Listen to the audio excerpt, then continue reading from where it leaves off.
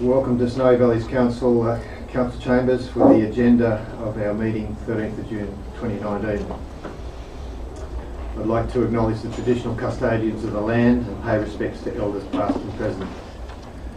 This meeting is live streamed on Council's website to allow the community to follow Council's debates and decisions without the need to attend this meeting in person. Members of the public attending or speaking at a meeting agree to have their image, voice and personal information, including their name and address, recorded and publicly broadcast. Snowy Valleys Council does not accept liability for any defamatory remarks or inappropriate comments that are made during the course of a meeting. Any part of the meeting that is held in closed session will not be streamed. Please ensure that mobile phones and other electronic devices are turned off or are in silent mode for the duration of the meeting, and that no recording of voice or images is permitted. In the event of emergency at a council meeting, please evacuate the building using the nearest exit and follow the instructions given by the wardens. Do not use the lift.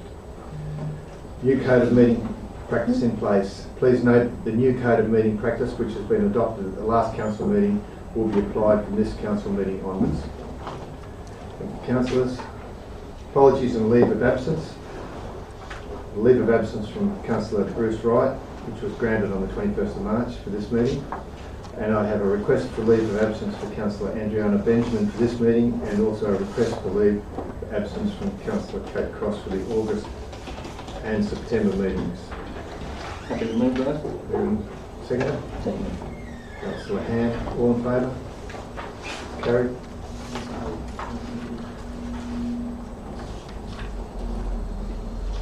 Unanimous. Any declarations of pecuniary interest? There's no public forum. Confirmation of the minutes of the ordinary meeting 16th of May.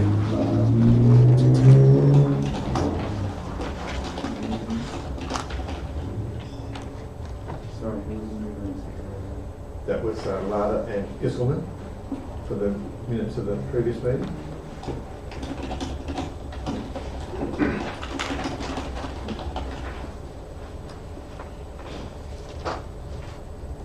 Any business arising from that meeting?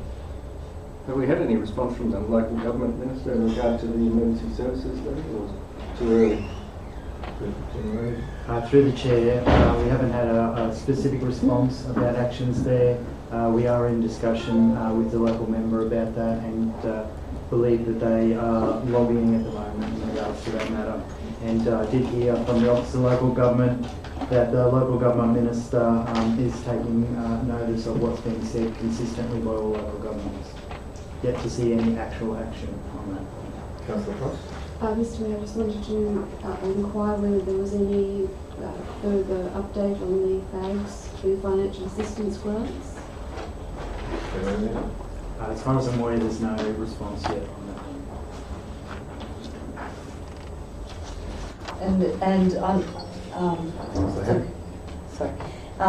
I wasn't at this meeting, but I know the quarterly budget review was brought up, and there were quite a lot of questions I had with that. I think since then we've discussed it at a workshop, and we're going to have monthly financial reviews. Is that correct? Through the chair, noting that councillors have been concerned and wanting to monitor the financial performance of the organisation, we've made the decision from the new financial year to start reporting monthly financial status reports. So the first one of those will come through in August regarding the month of July. Terrific. And that will be an ongoing report until the councillors agree to us going back to a quarterly arrangement. Fabulous. Thank you, Councillor Ham. Just flowing on from that, about the financial reports, how can we go about communicating the message that it's not as bad as it, the local government finances are obviously very complicated. How do we simplify that for the public so that there's not the perception out there that we're a sinking ship when we're not? Yeah, through the chair, local government finances is very difficult, and it's been a discussion between the General Manager of the Canberra JO. It is a difficult one to explain to the public, and we can do our best with that, but at the end of the day, it's the difference between accrual accounting and cash accounting is the the biggest consideration there, but there's a whole lot of other factors as well. All we can do is explain what it actually means each time and try and get that message across about accrual accounting. And I suppose we should make that point that, you know, it's easy to grab a headline and say that, you know, we're not financial when in fact we are. Yeah. But because of the way the accounting's done, there's obviously ways of explaining it that are very difficult. But, you know, we just need to reassure the public that, you know, ask questions. We're happy to. That's it. Thank you. Indeed. Thank you. Councillor Lund, thank you. Mr General Manager. Nothing further? Councillor Smith. Just a question regarding an email that we received from Peter Primrose in regard to the emergency services levy, that he has got agreement in the Legislative Assembly on that matter that he advocated on behalf of the council. Have we not got that in official records yet? I'm not aware of that specific correspondence, no. Yes, I did read that. It came from Peter Primrose. It may have only gone to Councillor Smith, so maybe if you forward that on to the General Manager, you'll be able to. He's the shadow. Okay. Nothing further?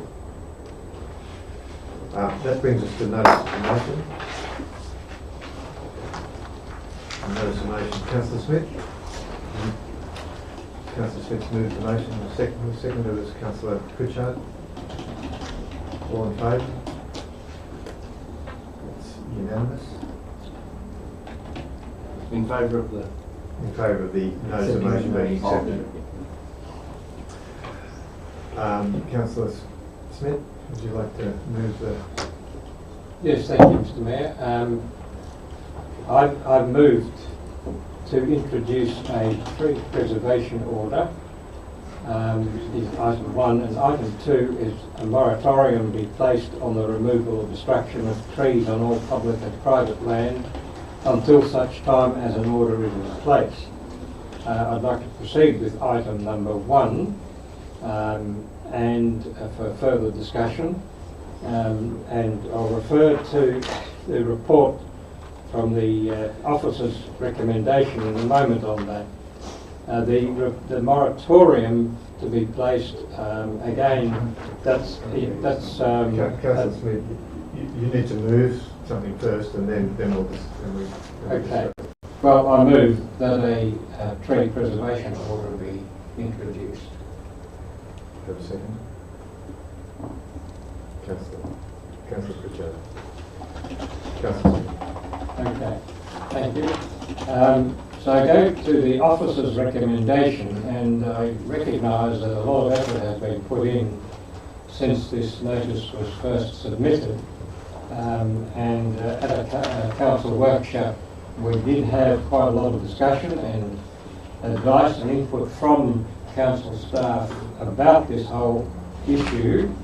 And so the officer's recommendation was that we receive the notice of motion, and number 2, that we receive the Snowy Valley Council tree management policy at our meeting to be held on the 15th of August. And I'm happy for that, because it gives time to develop our policies. And consider, or number 3 on that recommendation is also to consider the introduction of a tree preservation order chapter in the draft Snowy Valleys Council Development Control Plan, which is scheduled to be tendered again to that same meeting. Excuse me, Mr Mayor, sorry, Councillor Smith, can I just have a point of order? Is Councillor Smith moving all 3 of the officer recommendations? I'm just about to clarify that, and I might... Or one at a time? So, Councillor Smith, the officer's recommendation there, and we're looking at 2 and 3, I presume, and assuming that we have received the notice of motion, which we've done by moving the original notice of the original motion.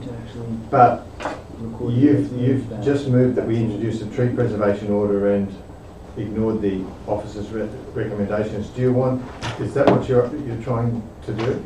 No, Mr Mayor, I'm happy to accept the officer's recommendation. Okay. Well, can I suggest we just change the motion that you recommend 2 and 3. Yeah, the recommendation is that you accept 2 and 3. Is that what you're asking? Yes, that's, Yes. Okay. that covers it all. And the second is happy with it? Councillor Pritchard? Yes. Okay. Yeah. Clarifications, General Manager? So you originally moved 1, introduce a tree preservation order, but you're now saying that you're amending that to moving items 2 and 3 of the officer's recommendation. And the seconder is agreeing with that. Yes. Correct. Okay. Thank you. Councillor... Councillor Ham, did you have something? No? No? Anything further? Just 2 and 3 of the officer's And thank you for your interest in this, Councillor Smith. It's certainly it's a perennial issue, and it certainly has brought up a bit of discussion. So thank you very much. And we've had earlier today a presentation from council officers, and that was very informative. So thanks for all. And we laid our trees in Snowy Valley. So I'll put the motion. All in favour? It's carried. Thanks. Unanimous.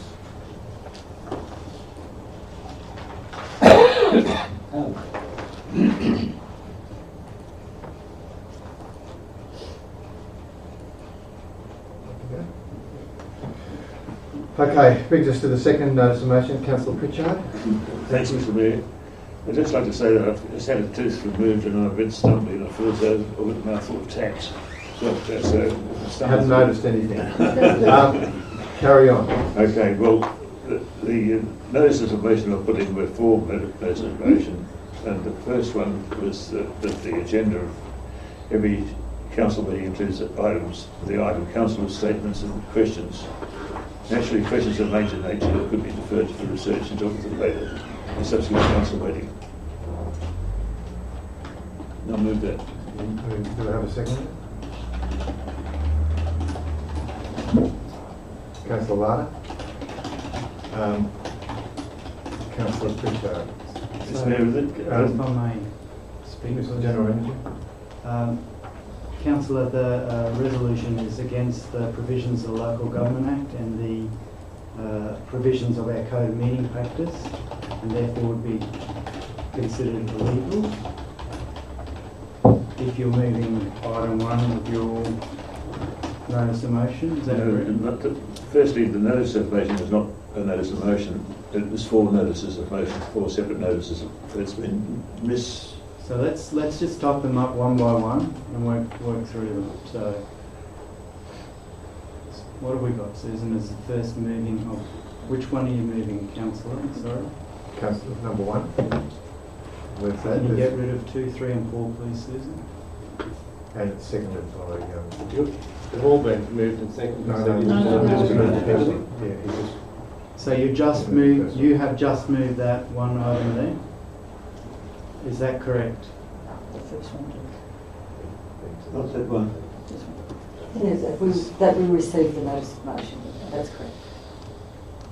No, so are you moving that as what you're putting up as the notice of motion, just that one item there to start with, and then we'll work through the others afterwards?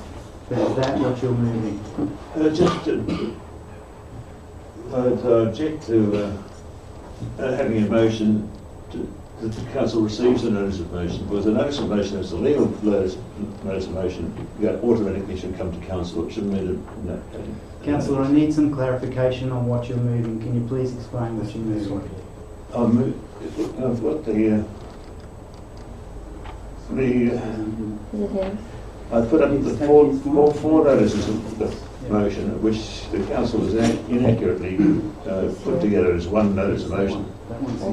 The agenda, the notice of motion that I've put up, if you mind putting up the class, right to it's just in the process of getting that organised now.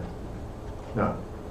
So that's what you it reads, the agenda of every council meeting includes the item, council statements and questions. Yes, that's what it was, and that's what, if we can table the letter that I sent, Is that? which is not the same as the motion that's been put on into the business papers. Can we add that in for the? So what's the notice you've sent? If I may, can I just say that it continues on? Susan's typing it at the moment.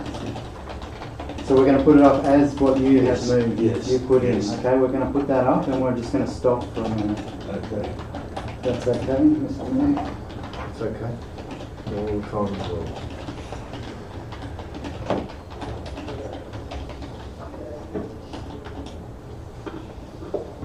Okay. That's what I put up, and you've said that it's illegal. Is that correct? That's correct, yes. So if you want us to get a legal opinion on that matter, you can defer that to a future meeting, but my advice from the Office of Local Government and Local Government New South Wales is that that motion is not consistent with the legislation, and it's my duty not to allow that to be put to a council meeting. However, we can ask for legal advice on I that if request- you wish. I feel that we're being gamed, and I feel that I'd like, I request we get formal legal opinion. So, So Mr would you Mayor, like could to I move move? amendment to that motion? To go formal.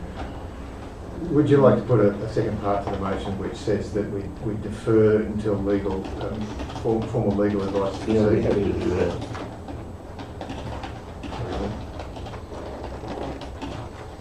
I would just say that it's not my reading of the act is that the general manager has the power to not to bring forth anything that's illegal. But I don't believe this is a illegal motion.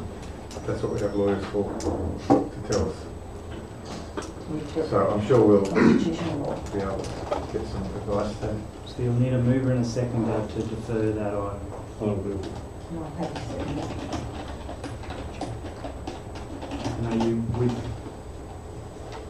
So I think we should combine those together so if the councillors that have moved and seconded that original motion agree that we change the wording, that council seek legal opinion on the following item and incorporate it all in together rather than a separate motion to defer. Would that be suitable to you? That's fine. Yep. Just one more point though, if I may. I think it would be prudent, just given we're taking a legal action upon advice given to us by the Office of Local Government, that the Office of Local Government put that in writing to us, so that we've got that in writing rather than just. I have that in writing, Councillor, Okay, as long as from the that's- Office of Local Government and from Local Government New South Wales legal advisor. Yeah. I think that And we can provide that Yeah, to the yeah. person who gives us Yeah. legal advice. Okay, so the motion is that council seek legal opinion on the following item,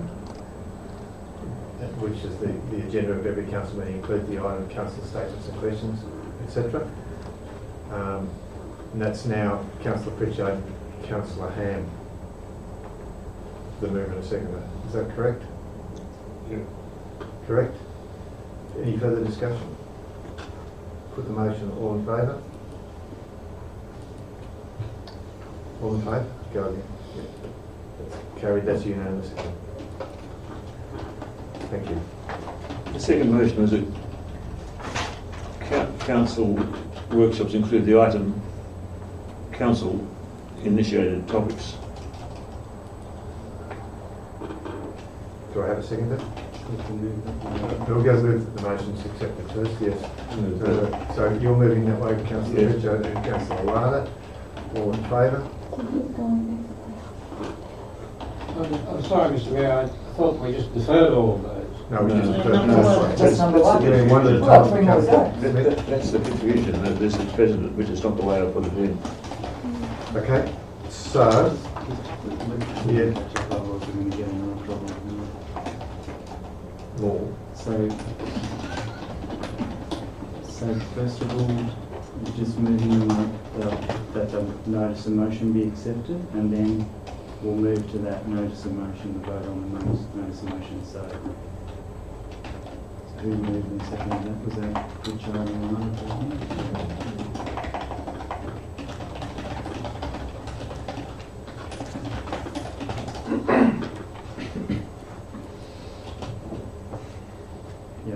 Pritchard. Pritchard and Martin.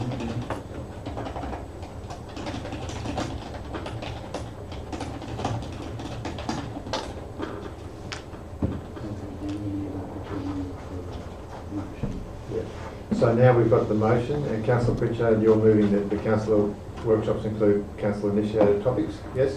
Yes, this is only a small. And do we have a seconder? Councillor Lara, thank you. This is only a small. All in favour? Yeah. Yeah. It's only a small topic, but it's designed to encourage the councillors to put forward other topics, because at the present moment there's no item line there for council initiated topics. And sometimes I think it's a bit that people are being not encouraged to participate. Thank you, Councillor Pritchard. I did get ahead of myself, and we passed that before Councillor Pritchard spoke. But does anyone else like to speak on it, given that it's now been done? Oh, look, I think it's a great idea, but I must admit it's something I've never felt. Like, if I've had a topic I wanted to initiate, I've never felt limited in that. If you need a tagline to say so, go for it. Now, Councillor Pritchard, you're moving that the third notice of motion be put. A seconder, Councillor Lara again. Thank you. All in favour? I'd like to just change the wording on that. The councillor. We're just hang on a second. We're just catching up here with the typing.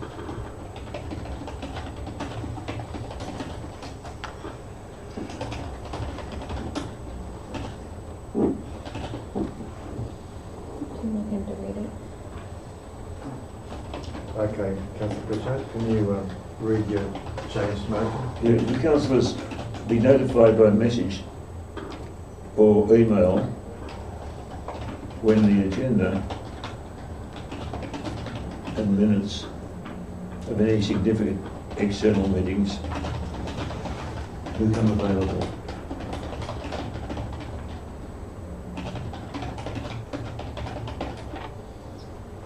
Thank you, Councillor Pritchard. Self-explanatory? Do you need to speak to it, or is it just... Yeah, did somebody second it? Oh, sorry, John. Yeah, just that these documents are available to us now, but they're on a hub, which is not easily, but it's not brought to our attention that it goes on a hub and we can easily miss those things. All I'm suggesting is that when they do go up to the hub, that we automatically get notification instantly via message or an email. Okay. Anything further? Anyone else? Put the motion, all in favour? Thank you. Councillor Pritchard, moving your last notice of motion. And do I have the same seconder? We do. Thank you.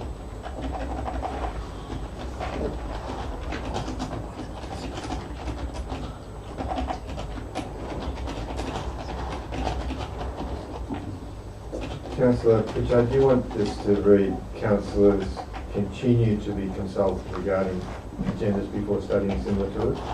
Yes, that'd be fine. Move that. I'll have a look. So you're moving, did we get to move in a second for this one as well? Yep. Okay. No, Move and second for putting the motion on, and then you need to move and second for the motion. So Councillor Pritchard, you're moving this, sure? Yes. And Councillor Lara, thank you very much. Can we speak on it? Yes. Councillor Pritchard first. Oh, sure. Sorry, I thought you... I might have been asleep at the wheel on certain occasions, I suppose, but I think we need to consciously have more input into the study so that we make sure that we get full benefit from them. I think they're extremely useful, but I'd like to be a little more debate. I just think it's a great segue into what a great study tour it was. Yes. And I was very grateful that I suggested that we go to Cancoga and the Upper Murray 2030 board, which we did, and Joe McKinnon as chair gave us a great overview of how that works. But I can only compliment Ben and Carly and Kenny on the tour. Learnt a lot. I thought the waste management in Albury was like, wow, if we can even get a 10% of that, was brilliant. The renewable Yakandanda tribe was something you'd love to emulate, and I'm really excited that in Tamarama there's a public meeting to start something like that next week. So sorry, I'm taking on the floor, but it was a really good study. Yeah. And of course, council initiated in the initially. Yeah. Any other councillors? Yeah, and I just thank Goods as well for the professional manner in which they conducted that trip, and just testimony to the type of business community we have, that we can call on local resources like that to provide such a great. A little bit off the topic, but thank you, Councillor. If I may, Mr Mayor, I thought we might move to committees. I think it might be a bit late.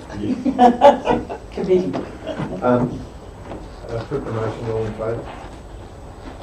It's unanimous again, Councillor.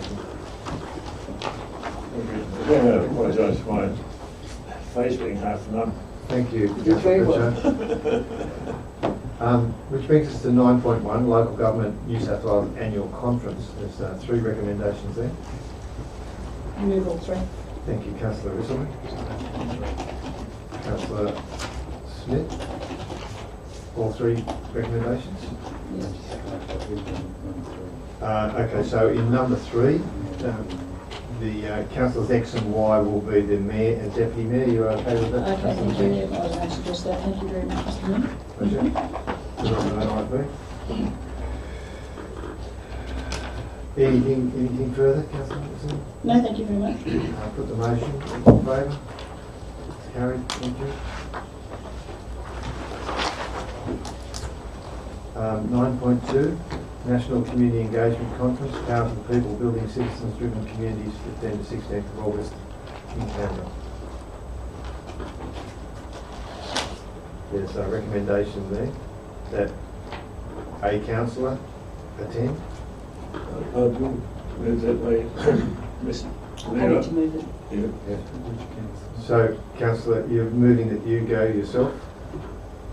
I'd like to see the final program first before making a final decision, but I think it's essential that We have someone on the ground. going to this type of community engagement conference, which helps getting the citizens involved in their future direction. So we'll have a recommendation that a councillor attend. A councillor, so we can change that. Councillor Ham, you seconding that? Thank you. Any further conversation on that?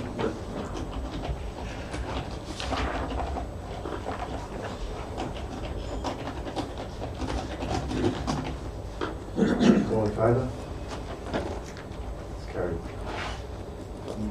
Everyone, yeah. 9.3, SEGRA, Sustainable Economic Growth for Regional Australia Conference, Rivers of Opportunity, Activating Your Potential at Baruga, 20th to the 22nd of August. Councillor Hand.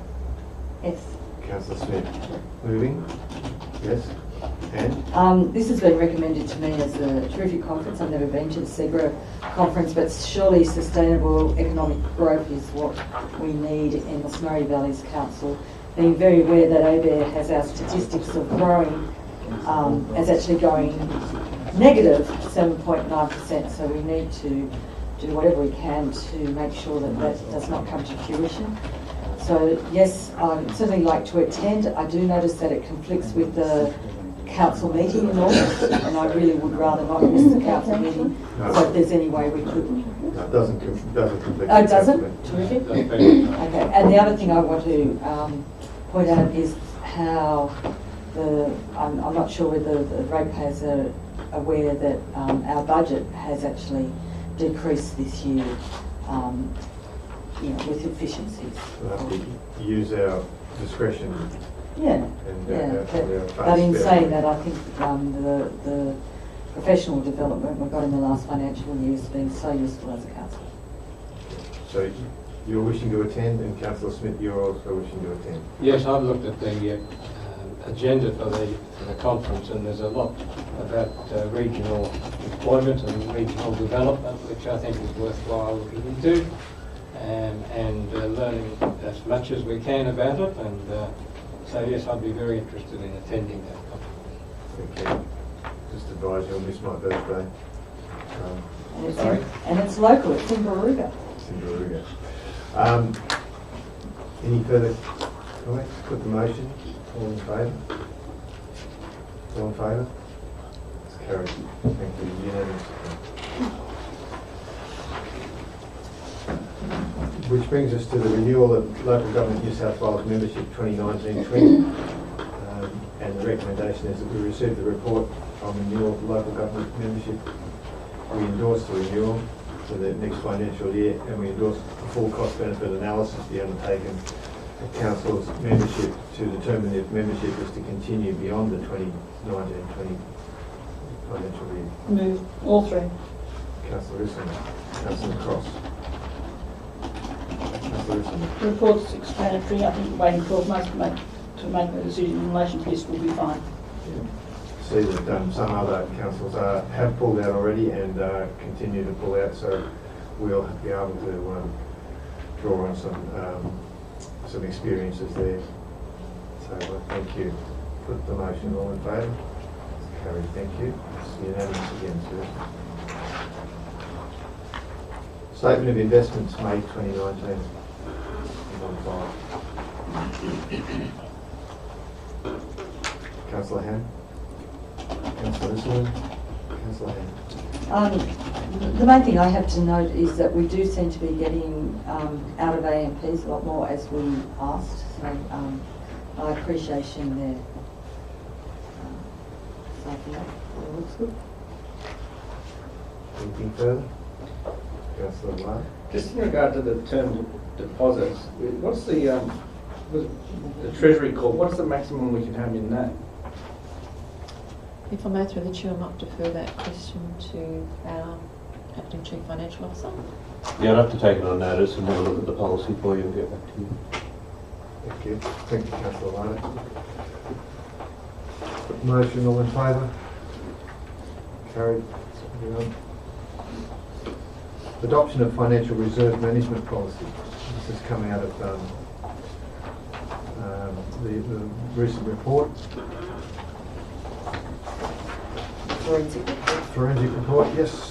So, two recommendations there, that we receive the report and that we adopt the Financial Reserve Management Policy. Councillor Ham and Councillor Isselman. Mr Mayor, I move to committee on this particular recommendation. Councillor Isselman, do I have a seconder for moving to committee? That's Councillor Smith. All in favour? That's unanimous again, Susan. Let's move into committee. Councillor Isselman. Thank you very much, Mr Mayor. I'd just like to draw attention to the Section 355 Committee's line there referencing Batlow Literary Institute. I think we need to, again, recognise 355 committees and some of the difficulties that lie around that, because the Batlow Literary Institute reserve fund was never intended to be a 355 committee. As far as I understand, that line was part of the sale of the two shop fronts that are now Belmar, and it was moved into a reserve but never a 355 reserve. It gets quite complicated when the Batlow Development League is a 355 committee and has their own separate bank account, and I'm just wanting to confirm and make sure that Batlow Literary Institute references that reserve and not the Batlow Development League 355 committee, and I'm not sure if that's the case, but my point is that when we talk about 355 committees and reserves, it gets a little complicated, and we do need to again put it on our agenda in the next 12 to 18 months to attend to the 355 committees and what they stand for and how they operate. But if I could ask through the chair, could I have some sort of clarification on that particular line, please? On the CFO. Yeah, the intention to do the next body of work would be to go through every reserve, identify the purpose for all the funds, and then allocate them as sub-ledgers under the new reserves. So it may not be a 355 committee No, reserve, that's right. but maybe the one that I'm speaking of. Yes. Thank you. And If I may respond to that, Mr Mayor, at the Batlow Development League meeting, I think it was 2 months ago, there was a discussion about the Batlow Literary Institute. It has in fact ceased to operate as such, and they had a small account which was part of the Batlow Development League account, and that money has since been transferred over into the Batlow Development League, and it has been used in accordance with the wishes of those people who were part of that Literary Institute committee that had that money and had, well, not necessarily this money, this may well be a separate amount, but Batlow Development League is a 355 committee, as Councillor Risselman said, but their account is not currently held in council reserve. It's a separate account. But they are a council committee. They are an S3. Therefore, their funds are council funds technically, I suppose, aren't they? Yeah, but they're not held in they're council not held reserve. by council. And which leads to all those sections, 355 committees, if those reserves are put together, but each like Tumberfest and Camp Hudson and Youth Council all have their separate ledgers, so each of those committees can be assured that their monies are safe and secure within the reserves. And also, I'm very aware that Tuma knows that they have money outstanding from the fire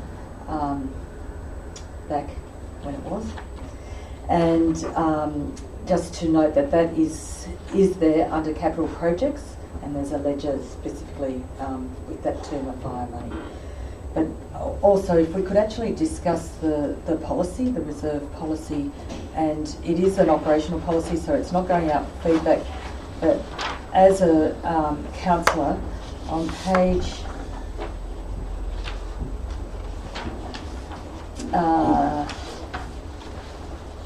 26 or page 4 of the policy, it does say responsibilities and accountabilities. Specific responsibilities are as follows: for the General Manager and the Director and the Divisional Manager, Finance and IT and Finance Officers. And I realise that as a councillor, it's under the Local Government Act that I should be aware that we've got to pass at a meeting, but I think it should be actually stated in the policy. So I'm suggesting the wording that we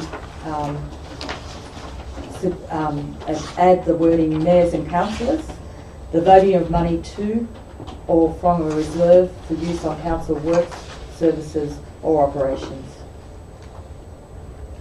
That's in the policy. Yeah. That's actually to be submitted in the policy. It's just a little bit more. Can you read that Could you again? just repeat it? Okay, so it's the title of mayor and councillors, the voting of money to or from a reserve for use on council works,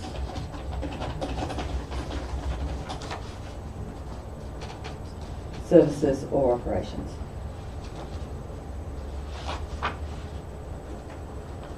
Just suggest, Susan, that they adopt the financial reserve management policy as amended, including that, and then for Councillor Hammond this morning.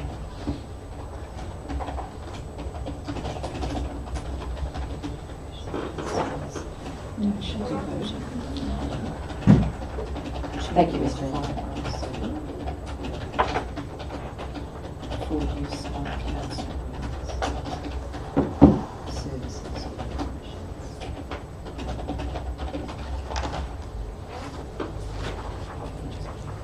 Thank you, Councillor. Still in committee, Mr Mayor, if I may. Still in committee? Yes.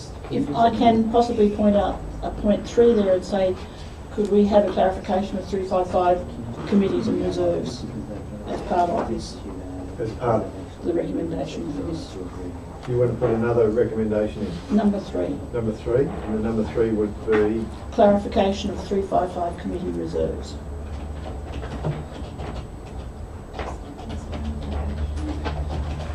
Financial recommendation. Sorry. It's all right, I'm just looking at what I just want to make sure that my recommendation is covering off on the fact that 355 committees and what reserves are there in relation to the budget as well as the 355 committee accounts. So through the chair, That should happen anyway, shouldn't it?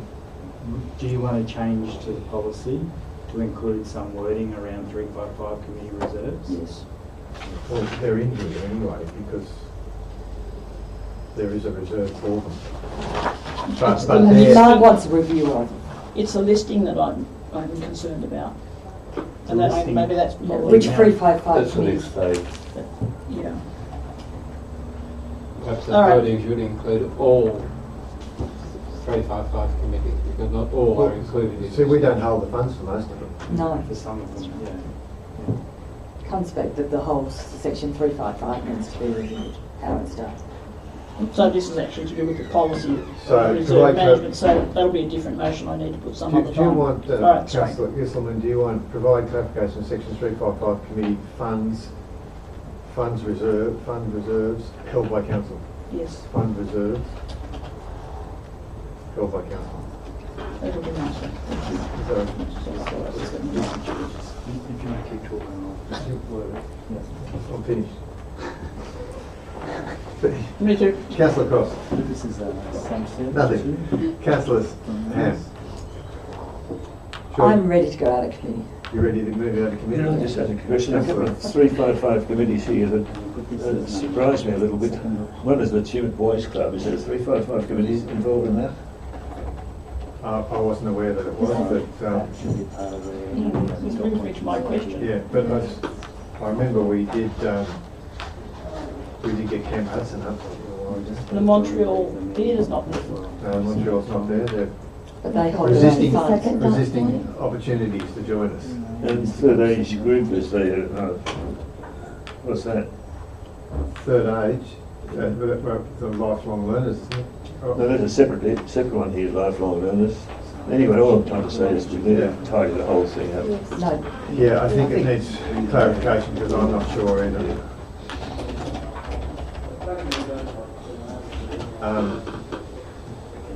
Yeah, Councillor.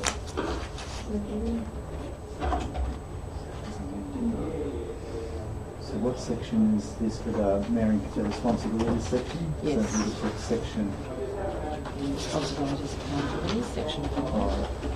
5 to include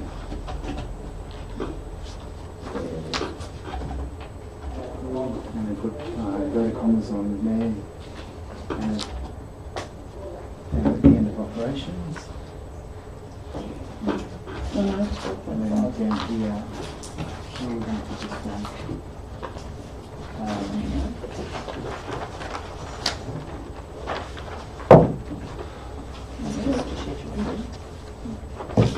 so and then just put schedule 1 to provide small p.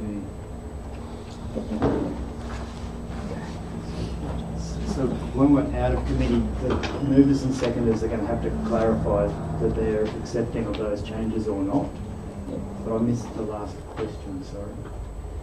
Did we address the last question from Councillor Clarification. Bridger? The last question that really needed answering, that wasn't answered, was how do we know what 355 committees we've got? Because there's some here that we're not sure of. And we may well hold funds for some of these groups that don't exist anymore. That's what I'm thinking. That was the next step, to go through all those reserves that we're holding and make sure that we've got the funds for the correct reserves. Yeah, well, you may have funds, but whether the organisation still exists as well is another thing. True. So through the chair, we do have a review of 355 committees. We'll include that matter in the review of the 355 committees and report back. Don't necessarily have to include that in the resolution as such because that's a operational activity that we're carrying out anyway. Move it out of committee. Councillor Lara first. That review, is that going to include our potential liabilities for assets and things that we own?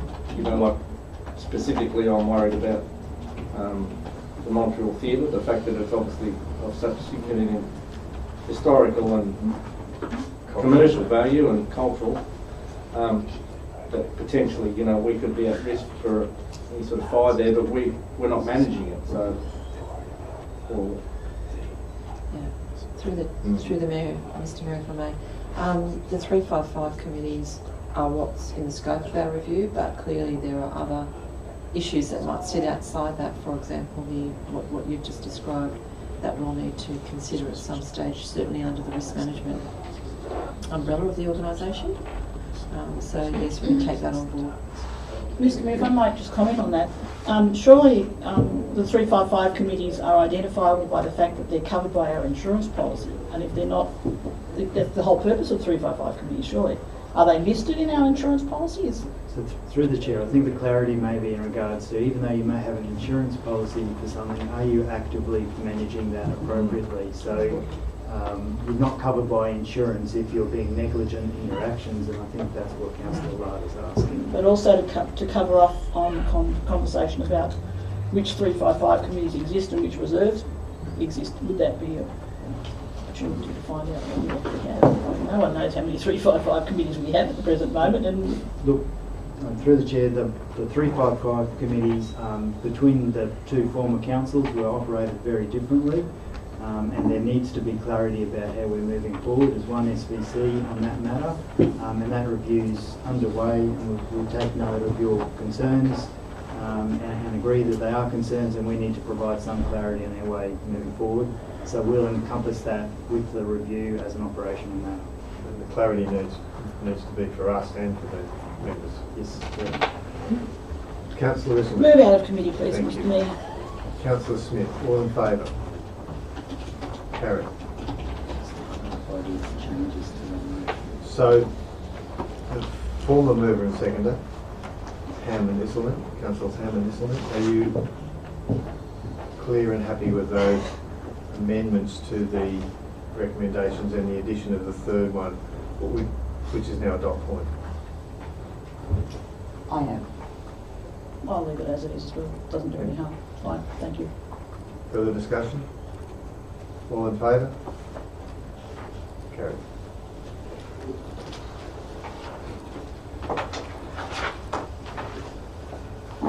Making the rate.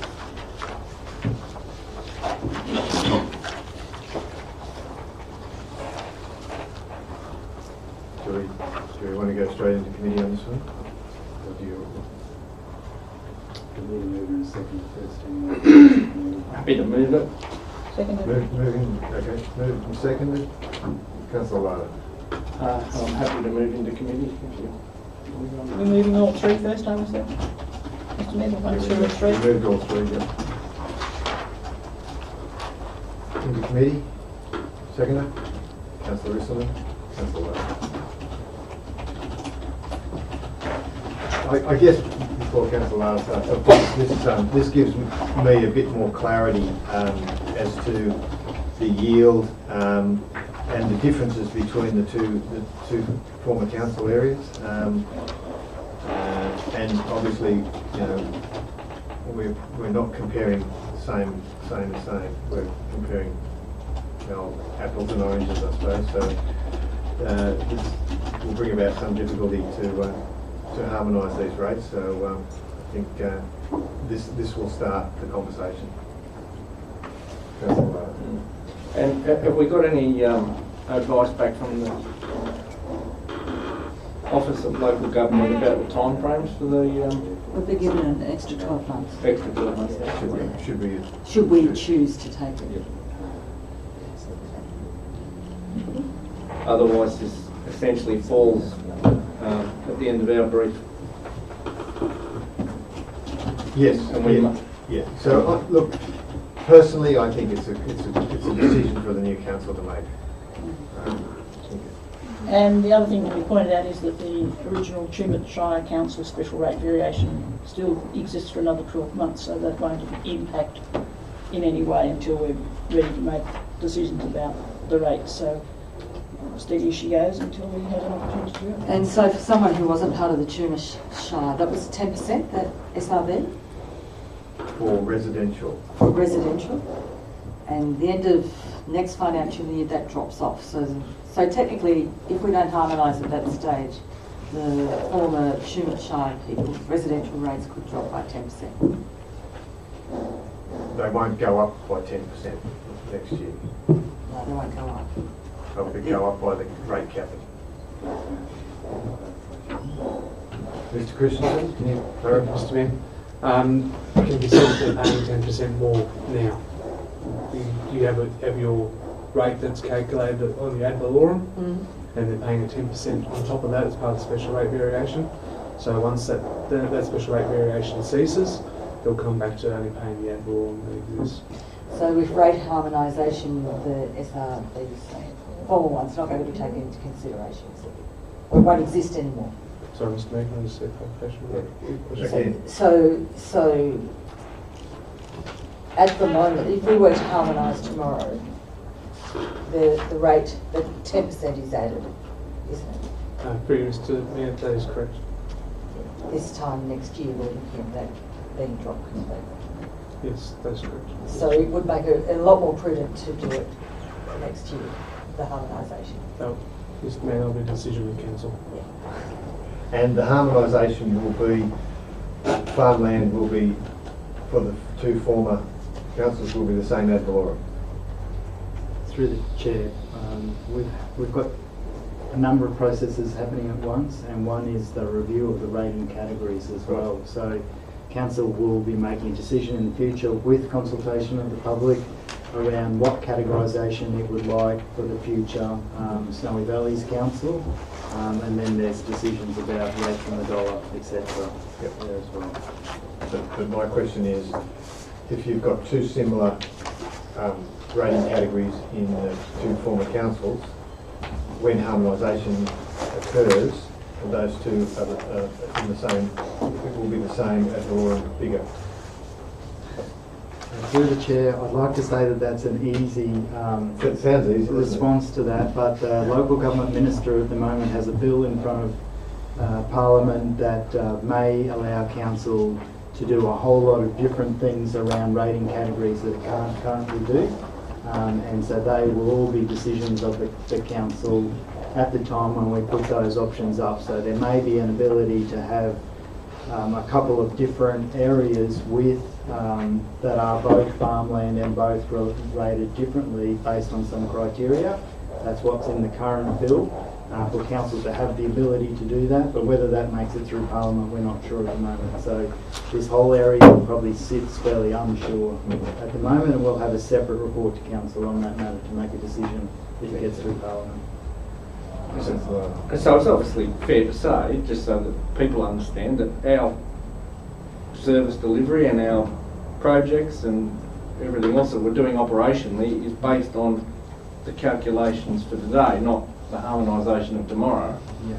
So, you know, I think we need to be very clear about that to the community, that, you know, we don't, there's been speculation in the media about how we're going to be putting rates up and how we're going to be doing this, and there's going to be special rate variations, and Tumbarumba's going to be taxed $100 million. I mean, it's all rubbish.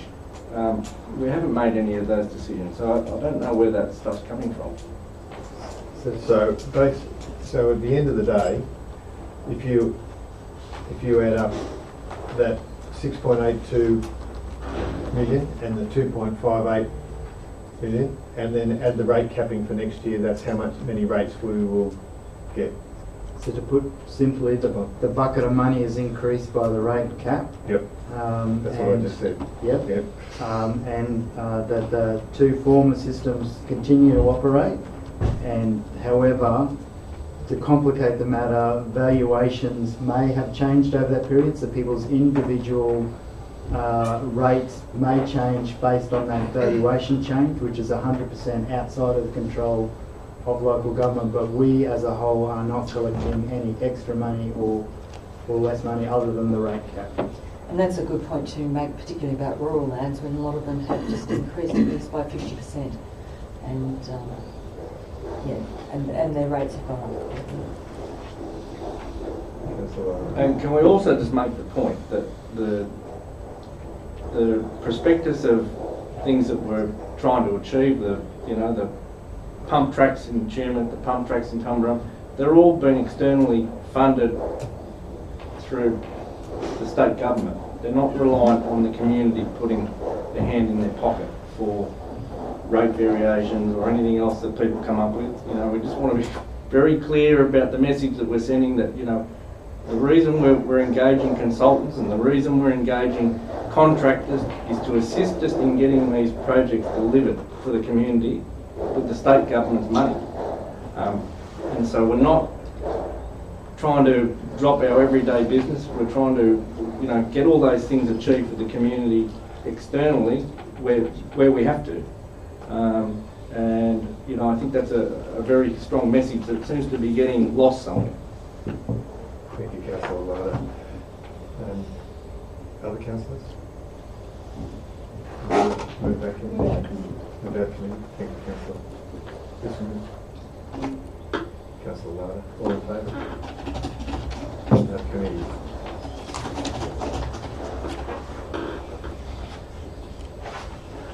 So, which brings us to the 3 recommendations.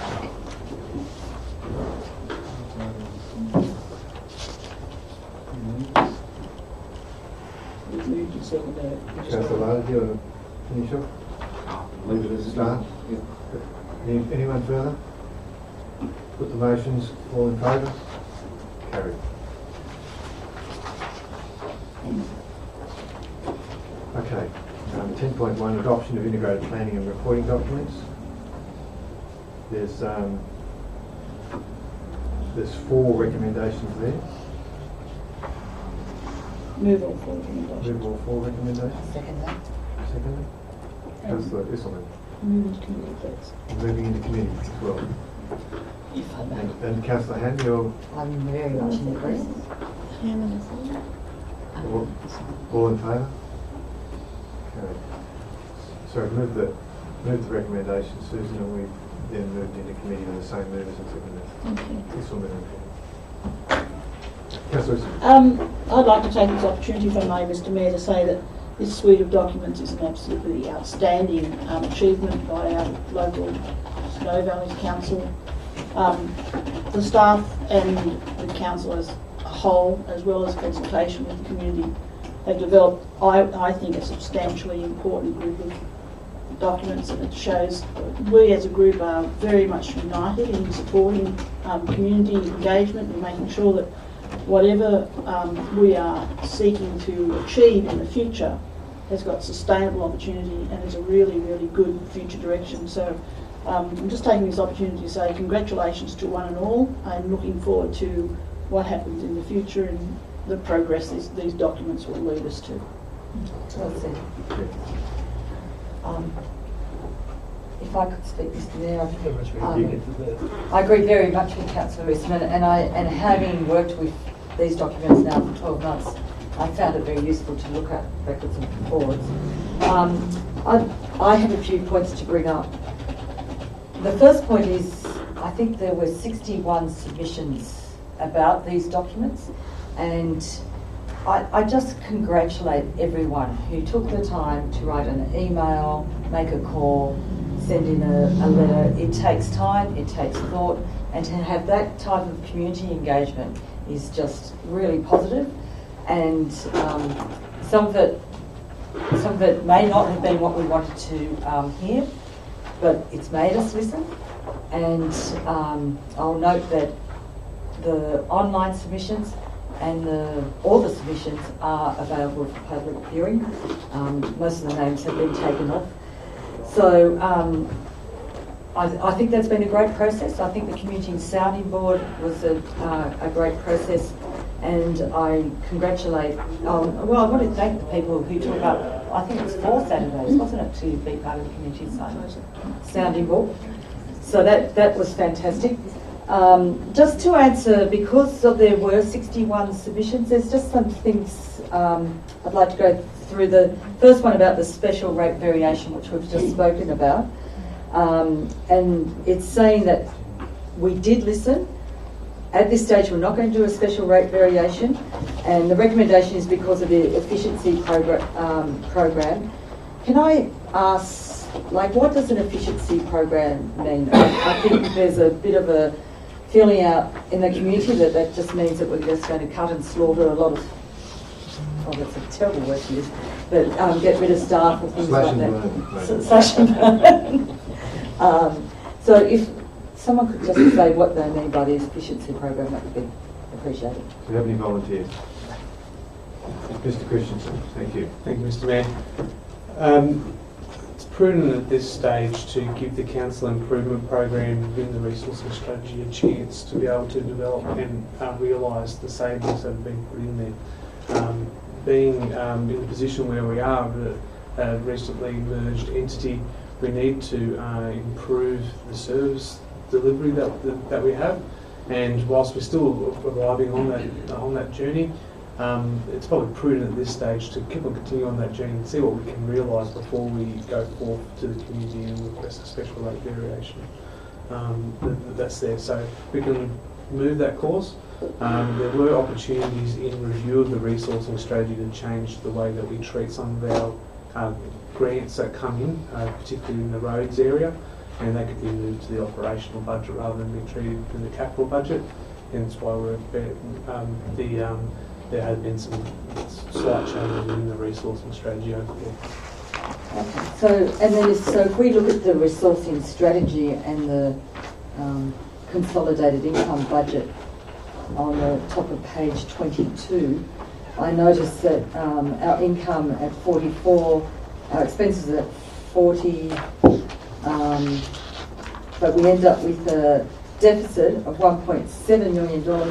Now that is better than what we were with the long-term financial plan budgeting last year. Is that not correct? Mr. Mayor, that would be a question for the CFO.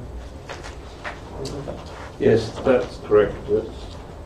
With the consolidated fund, we should be in surplus in 21-22, and the general fund coming into surplus in 23-24. That's 4 years better than what we were predicting. That's correct. And for those reasons, with the efficiencies and that is without a special rate variation. Yes, that's correct.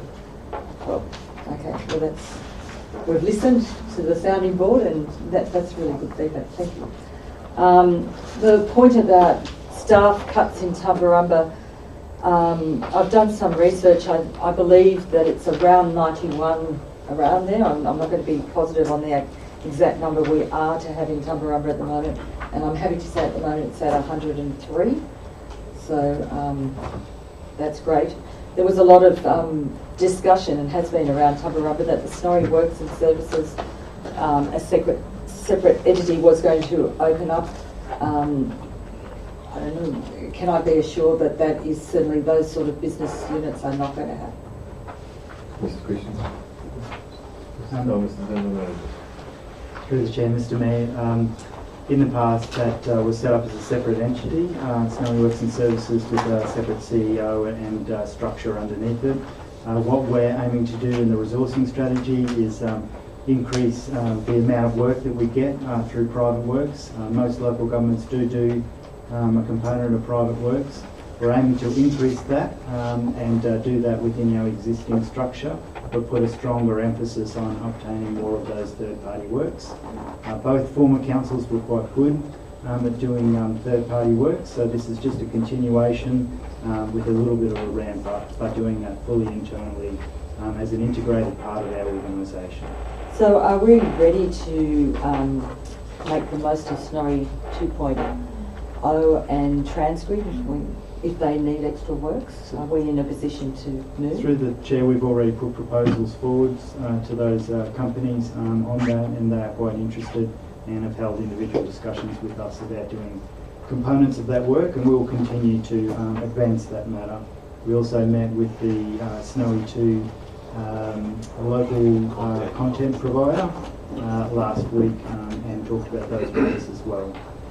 Mr. Mayor, if I may, Councillor Ham, I don't think as a council we can give you an absolute guarantee that there will not be another Snowy Works and Services, because the original Snowy Works and Services with Tumut Shire Council was established because of a council motion put forward and set up as a 355 committee. So it's still within our boundaries as a council to make a motion such as that and have it passed, and operationally they have to adjust it. So we can't actually say guarantee it, but I support what the General Manager's saying, and I certainly wouldn't necessarily be supporting establishing Another business unit under the circumstances that we're now looking at. But asking for a To say guarantee never. is not something we can as a It may council. be a decision of the next council, It may but well it's be. certainly not on our radar at all. Absolutely, but we can't say guarantee that. No, Yeah. okay. It's all right. I was just going to add to that. I mean, I personally just can't see why it should be on our radar. It was probably one of the most successful parts of, the former chairman council. It was, as you know, as a former chairman of it and myself, it made us a profit. It delivered excellence to the community. It was, fantastic, run by a couple of very good CEOs, one of whom made contact with us last week over some tree issues, Andrew Taylor. It was a gold star business model that was outside of the square of normal practice of council, but gave us opportunities that we wouldn't have been able to embrace or embark on without it being the particular entity it was. And I think for us to not look at doing something that's best practice in the future, because it was best practice, is a little bit remiss of us. I understand we're obviously looking to do something similar, but more with an internal focus, and that's good. But it certainly shouldn't be excluded down the track. And I mean, Tumut were terribly successful doing the same thing, but with internal processes. I think the concern is that it's another level of management that people are paying for. I think you're right. I think it's another level of management, but it wasn't fully understood. Yeah. And there was a lot of misinformation out there.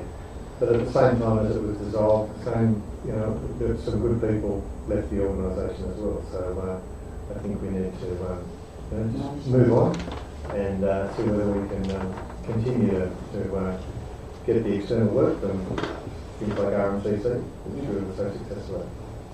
A lot of people, sorry, Paul. I'm probably this.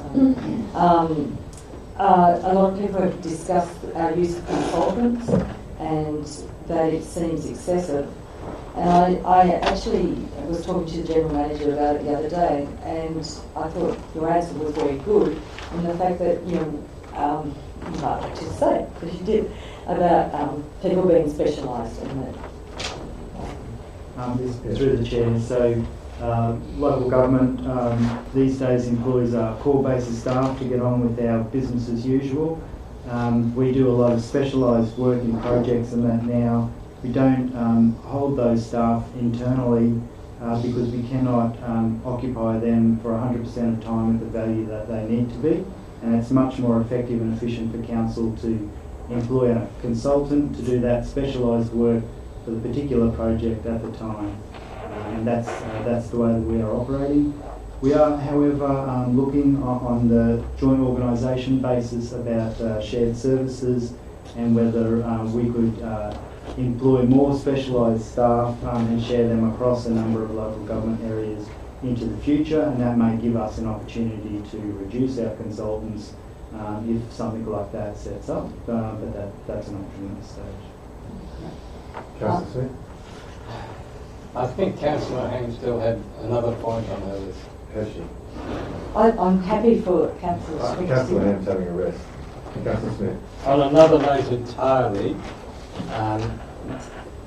I note particularly that of a number of points there were exactly 42 submissions made and that those submissions were identical in terms of these responses, and it suggested that they all came as a result of a letter that was circulated to request people to make those points. They were not necessarily what we would look for as genuine feedback from individual residents. However, Councillor Smith, they did take the time to yes, and that's great. The rest of the submissions made were numbered. We have here the numbers that we got, and range from about 8 to to one submission on each of these subjects. And certainly those people who thought on their own accounts to write in and to make these submissions, we are very thankful for those and recognise them as, of course, very valuable. And I think they reflect a greater measure of the unity that we have in the Shire, in as much as there were very few actual complaints or areas where people wanted us to improve, which one would have expected. I would have expected a lot more feedback from the community that we ought to be doing a little bit better. So the fact that there is so few negative responses, I think reflects that this council is very well received in all of the towns and villages, and that the work that we're doing in all of these places, and of course there is a lot more happening towards the end of this year, it's all really very well received. Business is being done effectively and efficiently, and I think it reflects that most people are very happy with what council is doing. Thank you, Councillor Smith. And I've got a copy of them here. I've read them all individually, and I thank everybody that took the time to do them.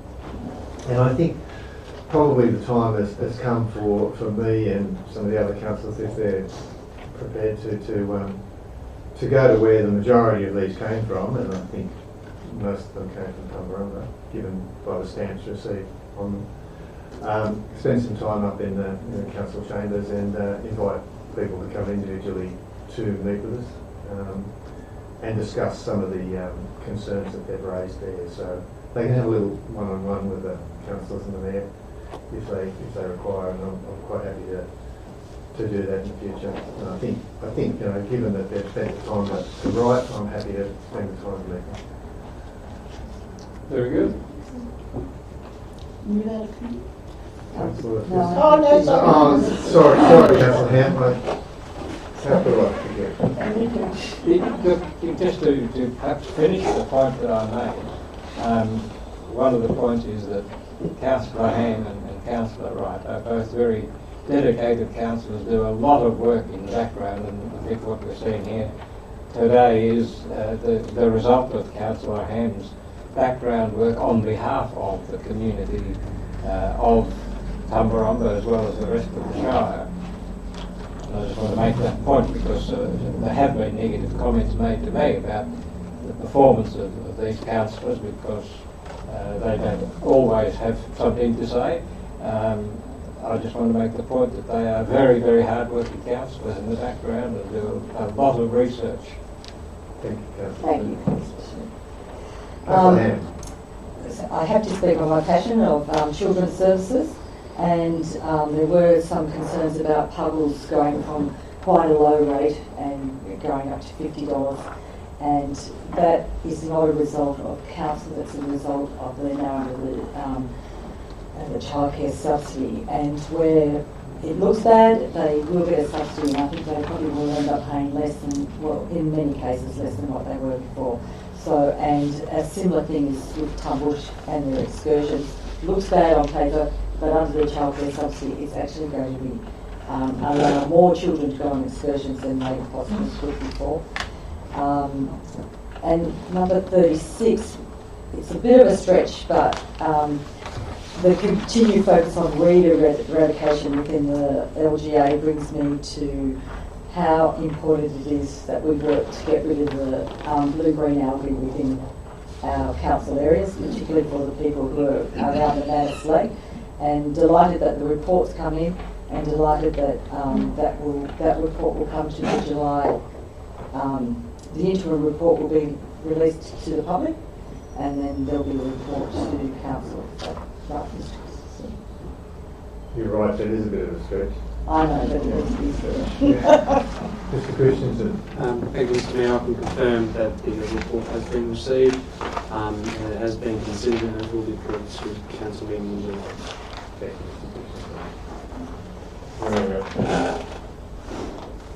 Do we, excuse me, Mr. Mayor, do we have to table the amendment that's been given to us?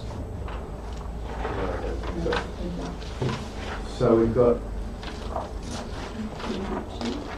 Move on to the meeting? Before we do, Mr. Mayor, I do want Yeah, sorry. to highlight Councillor Isma's query there in relation. We received a circular from the Office of Local Government yesterday in relation to some amendments for the companion animals, and we hope that we include those. They're only minor amendments, so we require a minor. so that's that addendum that Councillor Islam has talked about. So we'll include those. Through the chair, we just clarify that they're statutory fees. They're not set by us and they can't be changed. So the fact that there's been no consultation on that is okay because they are set by the state. Just through the chair, is it possible that Mr. Cox could elaborate on the up and coming opportunities for the public to get involved in the companion animal thing? I know we've run the de-sexing program. Might be an idea just to let people know what's happening with that. Yeah. Through you, Mr. Mayor, we've got local government week coming up at the end of July, and one of the projects that we're scoping up at the moment is Paws in the Park, running out two towns. So that'll offer de-sexing and other companion animal type related activities there. It was greatly successful last year, and we're hoping to implement that again this year. Nothing further? Someone moves that we go out of here. Councillor Lana and Councillor Cross. All in favour?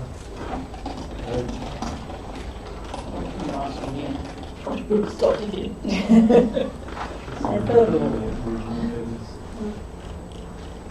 So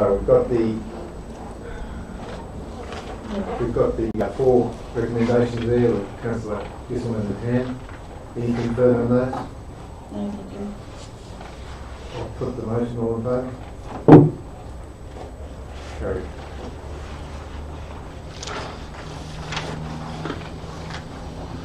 Right. Snowview Estate Stage 3 development, 10.2. I'd just like to compliment the author on this. It's quite, it's quite comprehensive, and Great graphs. I do like graphs. Yeah.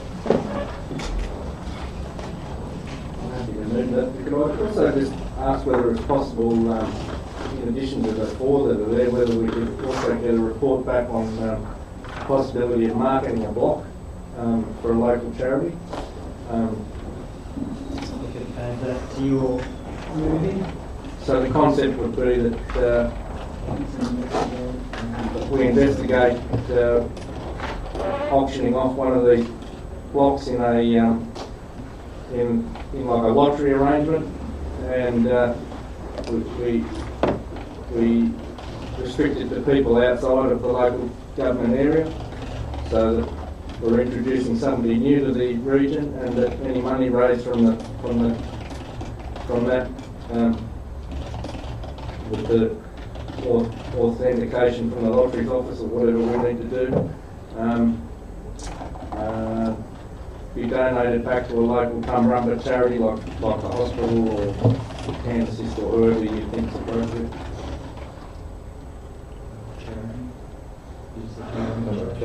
Can I have a question on that one, please? How much time and energy and staff would need to be committed? I like the idea, but given how stretched we are with our major projects at the moment, I just wonder whether we're... I think you know, this is outside the box.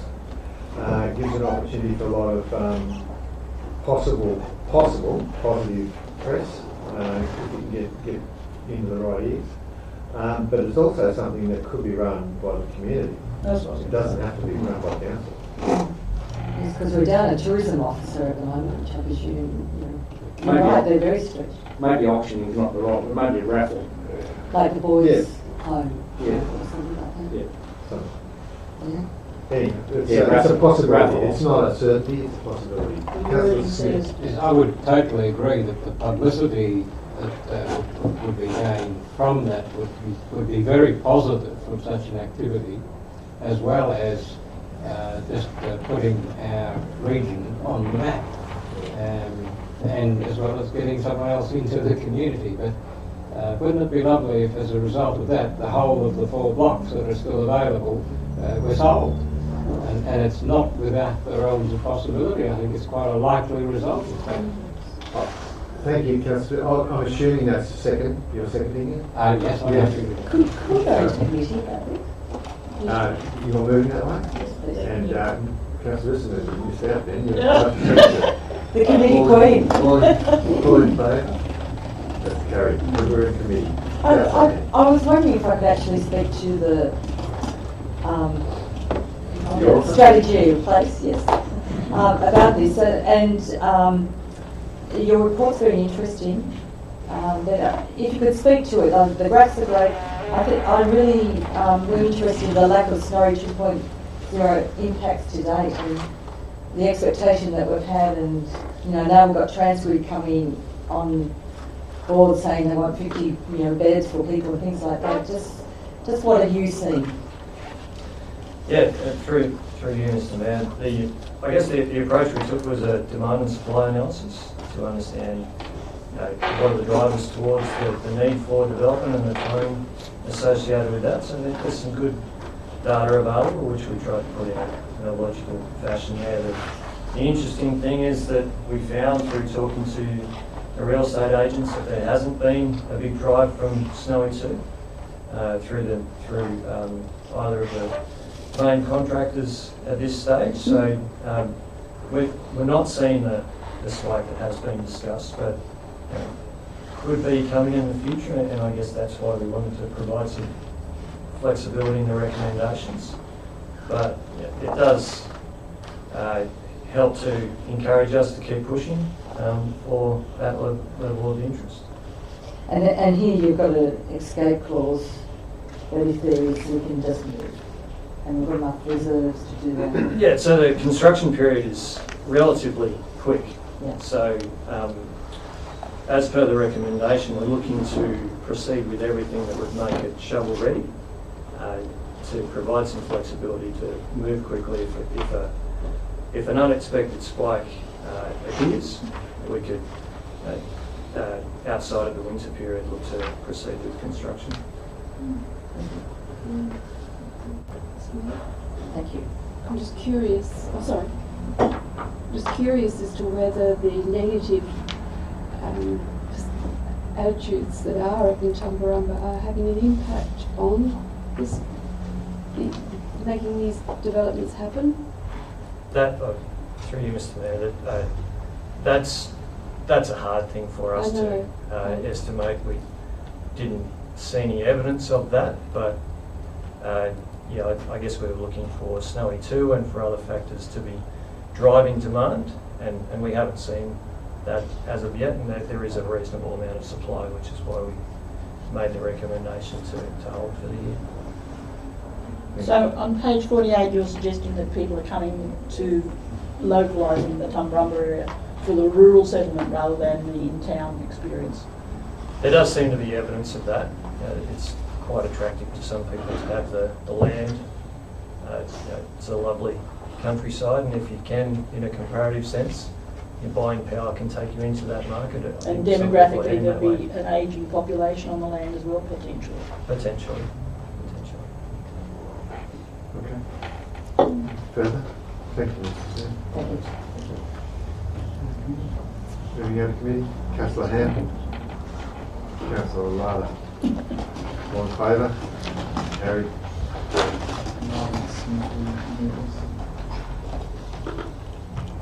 So we have 5 recommendations there now. Moved by Lada and Smith. Any further, Councillor Lada? Anyone else? Put the motion. All in favour? Carried. Tumbarumba Caravan Park Stage 2.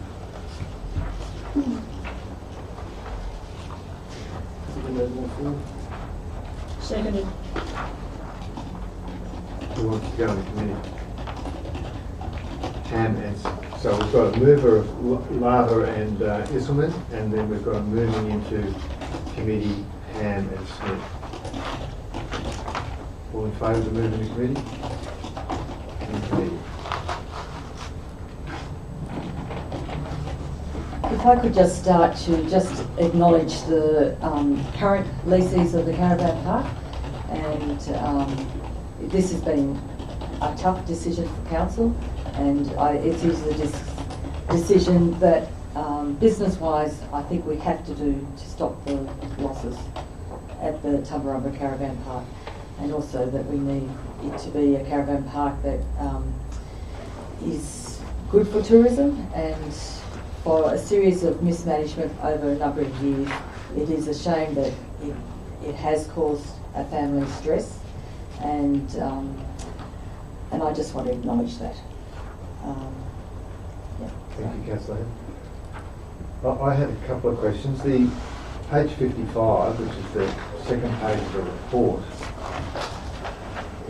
that's all that information is what's happened previously and some previous recommendations of council. Is that correct?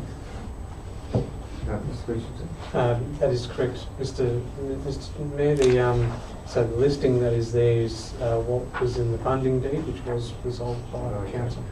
So it talks about new worker accommodation, including 16 building models. How many building models did we end up with?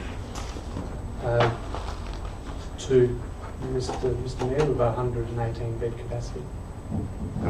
But how many containers?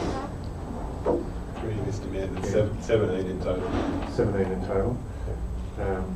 And 2 8 complexes. What does that mean? So they're made up of eight of the buildings, but there's a surplus building, so there's 2 complexes made up of 8, 4 on the bottom, 4 on the top, and there's another unit that's connected to those buildings. So that's the 17 units in total. Thank you, Mr. Cox. And the laundries are there, and it just talks about barbecue shelters and fire pits, but we built kitchens. Is that correct? Yes, that is correct. We provide the kitchen on site, and there is scope for further development of barbecue pits in the future. And the landscaping hasn't happened as yet? No, not yet, Mr. Mayor. Can I just... Yeah. I also noticed that the installation of fencing is only 100 metres, but later on it must be more than 100 metres that's proposed, is it? Previously, yes, it is in excess of 100 metres, so 100 metres was to satisfy the grant that was there, right. But it is more fencing required than what was in the grant. Yeah, because it won't fence anything off if it's just 100 metres in length, will it? That's correct, Mr. Mayor. It won't isolate people who aren't staying in the park. So, thank you. Fencing, what is it? Mr.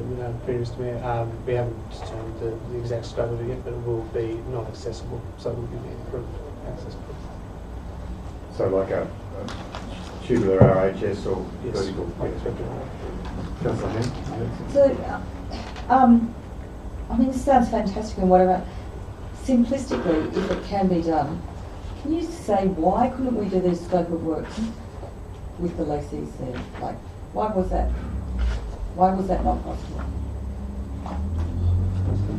That's a difficult question. I don't think we took it seriously. Yeah, okay. Through the chair, I might say there's a separate decision made about the ongoing lease. So there was a previous resolution about trying to negotiate a lease. Those lease negotiations failed for a variety of reasons. Due to that failure, the termination of the ongoing arrangement was made, and council's decided that moving forward there's significant works that have to be done, and that we felt that the management of that under our own control during that period of time would be the best arrangement, and then council will make a separate decision about what happens after that. And these scopes of work will be covered by the grant, government grant. Yeah, wonderful. So, yes, through you, Mr. Mayor, the federal grant is being currently negotiated to get the next claim, and that's $520,000, and that will fund these works that are proposed in the plus the income from the caravan park. Mr. Mayor, we have to ask ourselves the question, why do we have the caravan park? And really it's to attract tourism as far as I can see it, which the benefits of which would flow to the general community. Why is council, and I can see this being a bottomless pit to get it up to scratch, and why don't we look at selling the caravan park to a developer such as NRMA, who not only, and there are other similar organisations, maybe they would bite at the opportunity to come in and develop a major park, and also have the ongoing management skills to bring in tourism and tourist groups. If I may, Yeah. through the chair, the caravan park is actually located on Crown land, so it's a reserve. We don't own that land in freehold. The process to freehold that is quite extensive, and when we come back to council about the strategies for our caravan parks into the future, certainly that could be considered. But there's a number of implications to that, and there's a quite a long time frame involved in it. All I can see is a bottomless pit. Well, we're not certain of that yet. It's certainly soaked up a bit so far. So, question if I may, Mr Mayor. On page 59 of the paper, there's the costs and benefits given here in relation to the establishment of new manager, and it's got here 2,460 per week for temporary caravan park managers to be offset by park income. So we will actually be paying the new park manager that amount for him to operate the actual caravan park, and anything over and above that will come to council, or That's all staff.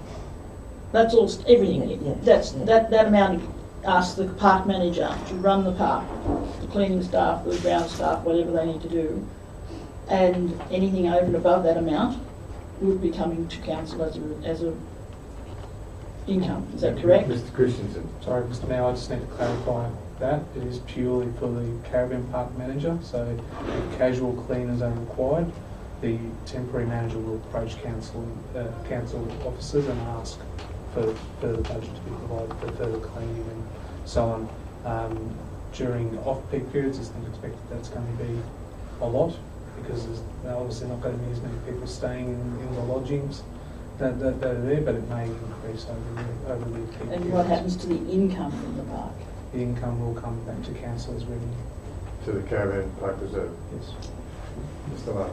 Can I just ask what the forecast for that is on average? What is it not going to hold? What's the likelihood of that figure being on average per month after the cost? Very hard because we don't have the historical data. We expect during the peak period it will be in the vicinity of $8,000 Sorry? a week. $8,000 a week. $8,000 a week on top of the cost. Yes. And so how much was the lease? No, sorry, not on top of the cost. That's $8,000 in revenue, and the cost will come out of that $8,000. $8,000 in revenue.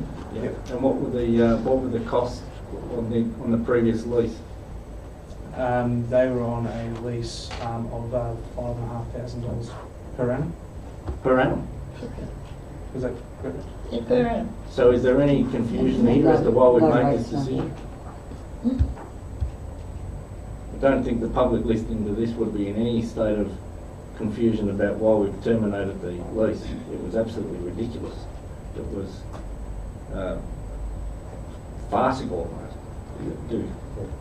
Through the chair, might clarify that the previous lessee was under the arrangements prior to the building of the lodge there, and there was no changes to the ongoing fortnightly or monthly lease arrangements once the lodge was up and running, and the income in relation to that lodge. And that's what's made one of the significant decisions, as you pointed out, by council taking this back on temporarily. And when we move forward, if we move forward with the lease, there's certainly a very different situation. So the talk about the previous not getting much interest in a lease on the site because there might not have been much income, I think the situation is vastly different to when that was previously put out to tender, and I would expect that we would get a very different rate of interest for that now.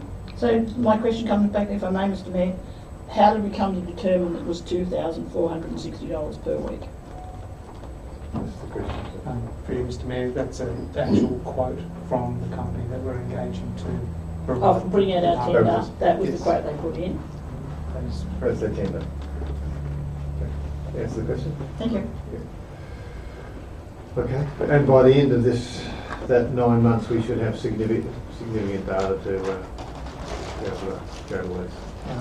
So, for you, Mr Mayor, the process from here is that a further report will be brought to council in the next few months, September, maybe October, with regards to options for leasing, to go to tendering out the new lease.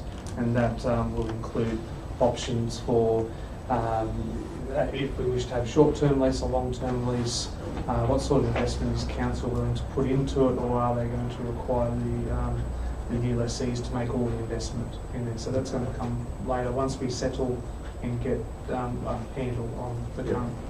Sorry, Mr Mayor, I do have one further question, if I may. Page 60 in community engagement, it says discussions with existing caravan park casual staff are commencing with mind to determine if these staff are seeking to continue providing assistance with running the caravan park. So that's in addition to the funding every week that's there, it's not included in. That's what, as Mr Christensen said, including that meeting. So that's not going to necessarily be our total cost.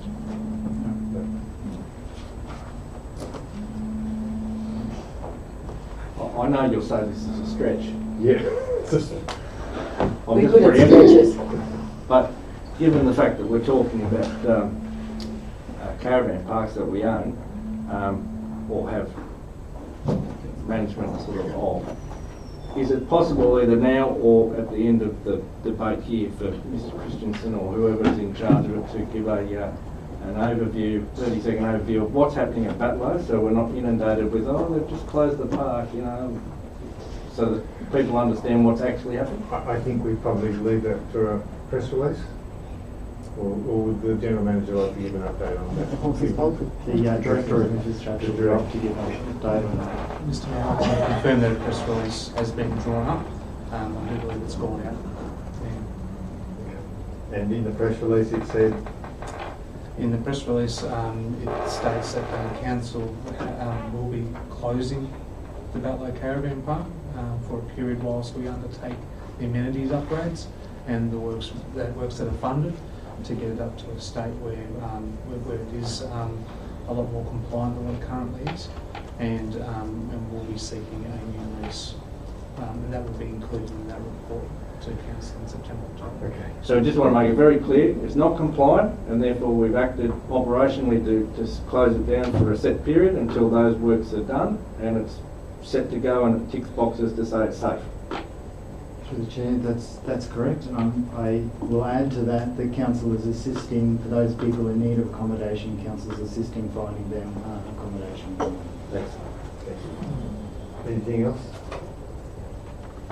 We move back. Yeah. Councillor Lada and Yes. Councillor Smith. All in favour? Thank you. So we go back up to the original 4 recommendations from Lada and Isselman. Anything further? Motion, all in favour? All in favour? That's carried. It's unanimous. Brings us to the minutes of the Audit and Risk Improvement Committee, 1st of May.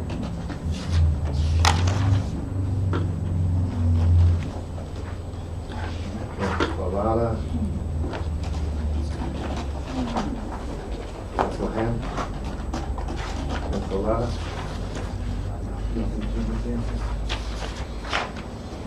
Councillor Ham. I was unable to attend that, but I think we should acknowledge that Glenys Francis is the new chair of the committee, doing an excellent job. Thank you, Councillor Ham. All in favour? Carried. Minutes of the Extra Salient Committee meeting 28th of May. 4 recommendations there.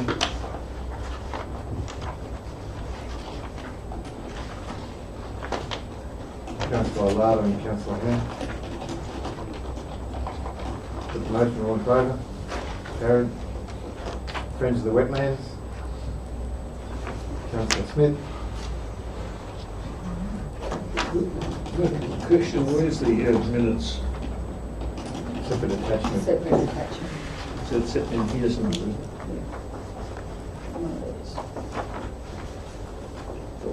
Is it, have you got it?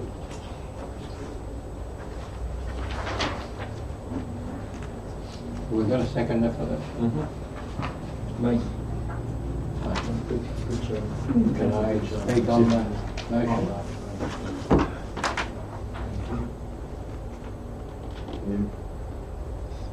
Right, councillor Pritchard, or Yeah, thank you. nothing else? Okay, put the motion all in favour? Cool. Yes, Oh, I sorry. was going to make a comment that there's a reduction in the committee meeting To 6 monthly? to twice a year. And in reading their reports and their comments, I noted that a volunteer has resigned and that they were hoping that as a result that services would be maintained and maintenance would be maintained at the current level. And I would like to echo that because what's been done in the wetlands has been tremendous, and it's a great pleasure to be able to walk through and see it all in good condition. It would be a shame that if there was not enough volunteers to actually do the work, that it doesn't get done, and I'm hoping that council will be able to keep an eye on that and if necessary recruit more volunteers. Look, I endorse that. I went for a walk through there last week, and it's just sensational what those volunteers have achieved down there in Absolutely. 15 or 20 years it's been going. It's just remarkable. And the eucalyptus walk, there's some sensational, those trees have grown so quickly, and it's a credit to everybody involved. And certainly if you're looking for something to volunteer for, it's a really worthwhile place, and it brings a lot of enjoyment to a lot of people. So yeah, I fully endorse what you said. And anyone who hasn't been down there, get down there and make a difference. Can I make a comment? The river walk and the wetlands is the jewel in our tourism crown. We're living with it and we don't appreciate how great it is. I mean, we don't need to put all the effort into rail trails and things when we've got that. As I've mentioned to you before, I'd love to see it extended further towards Junction Bridge, and one day, sometime in the future, we'll get it down there. But it's a tourism asset which other towns can't pinch. We certainly have lots of jewels in our crowns. We've got lots of crowns and jewels, I believe. I don't have a crown. So, Mr Mayor, I've raised it on a couple of occasions in relation to off-leash area in the area down there, and recognising that we have an issue with some of the people who have off-leash time with their animals, and the animals are running along the walkway, and that's not acceptable. So I'm hoping we can get some additional signage there so that we can manage that area more appropriately. yes, and we did have an incident there a couple of years ago. Well, All right, I'll put the motion all in favour. Carried, thank you. Batley Development League meeting. Move. Councillor Usselman, Councillor Lada. Recommendation there. Do we note? Received. Move. Yep. Go ahead. We've got that? Yep. All in favour? Carried. Cantabon Community Committee meeting. Receive and note. Smith and Ham. I just wanted to say it's great going down there. I'm glad they've acknowledged the former members, Elby and Anne-Marie, thanking them for their work. They've done a lot of work there. What I'd like to see is every time we get these minutes, it's got a different name, so they're going to write a letter to say what they want to get called. And we want it. Yes, I'd like to say that following the last meeting earlier this month of the committee, I was able to attend what's it called now, Upper Murray group, and I was invited to their board meeting as well. It is good to see that there is more emphasis on that region, and I think there is a lot of potential there. I've said that before. And the group that are part of this committee and others are really active. Following that particular meeting, we also had a community meet and greet, which was remarkably well attended. The place was full of people. I think Robin was there as well. And it just shows that there is a renewed interest in the Cancoban area, and look forward to seeing more development happening there. Like a beauty firm. Councillor Smith, put the motion. All in favour? Carried. Thank It's you. not cold enough yet. Talbingo Ratepayers and Progress Association, Councillor Cross. Councillor Whistleman. Receive and note again. Receive and note the 1 and 2. Just I don't know if Councillor Cross wants to give an update on Yes. The Talbingo Progress Association is working on a community energy project, which is about harnessing the solar panels during the day for the benefit of the whole of the residents. They're looking to see what Lockhart Shire Council is doing. They were very pleased to note that Council is developing a policy around trees. That was really well received. We had a very successful teleconference with the Department of Education regarding the toilet issue with the library, and Russell Graham is investigating whether there could be a special arrangement for those residents who want to access the library and the toilets. So the next step is to have a meeting with the principal at the school, and then Russell Graham has said that he would be quite happy to come along to a meeting to talk about, to the Ratepayers Association meeting to talk about the outcomes of that, all of that process. That's it? Thank you. Yes. Any further? All in favour? Carried. Thank you. Summerfest Committee. Councillor Ham. Councillor Lara. 3 recommendations there. And I support those recommendations. I will address the report. First, I will acknowledge Carly, who was the coordinator. She was absolutely fantastic and did a great job. And Ed Lauder as outgoing president, again, he's done it before, tremendous president, of which just seems to have a lot of background knowledge. It was fantastic. The annual report was excellent, but it did show that there was a loss, which they weren't expecting, but the main stage, the choice of music, was a bit of a risk, and it wasn't a risk that paid off. And the facilitator, was chosen over a tender, but it did show that the people who facilitated previously, how we did get them for quite a bargain basement price, really. And so there is money in the reserves to carry over that bit of the loss. And as with all things, when it was terribly successful, it was a fantastic festival, but there will be some changes next year which will make it even better. So it's a great committee to be part of. Anything further? Put the motion. All in favour? Carried.